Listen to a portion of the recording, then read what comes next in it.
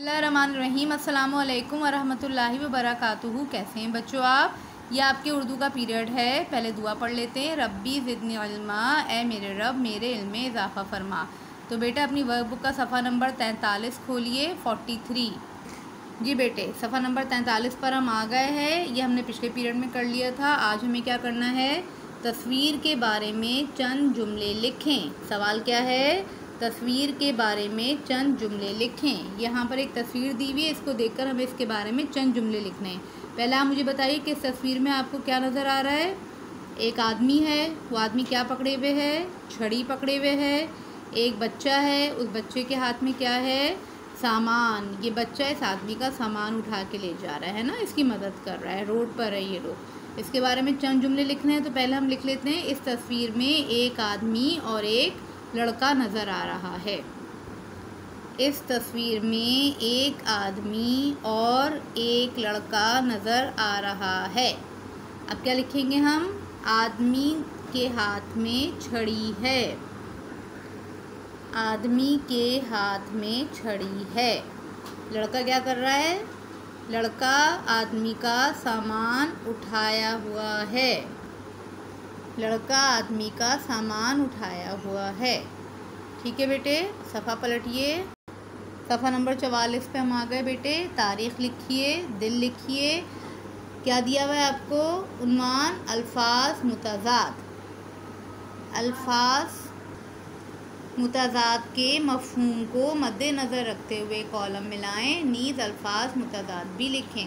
अच्छा बच्चों, इस सफ़े पर आपको कुछ तस्वीरें दी हुई हैं अल्फाज मुतज़ाद की। इसको पहले हमें मैच करना है और उसके बाद यहाँ पर लिखना भी है। अच्छा देखें, पहली तस्वीर में हमें क्या नज़र आ रहा है? एक आदमी छड़ी लिया हुआ, बूढ़ा आदमी। अब बूढ़े का क्या है बेटे? बच्चा है ना, बूढ़ा बच्चा। तो पहले हम क्या करते हैं? बूढ़ा और बच्चा को आपस में मिलाते हैं और फिर लिखते हैं। ठीक है, इस तरीके से मिला दिया और यहाँ पे लिख दिया हमने बूढ़ा बच्चा। अच्छा, अब इसके नीचे दूसरी तस्वीर क्या नज़र आ रही है बेटे? क्या है ये?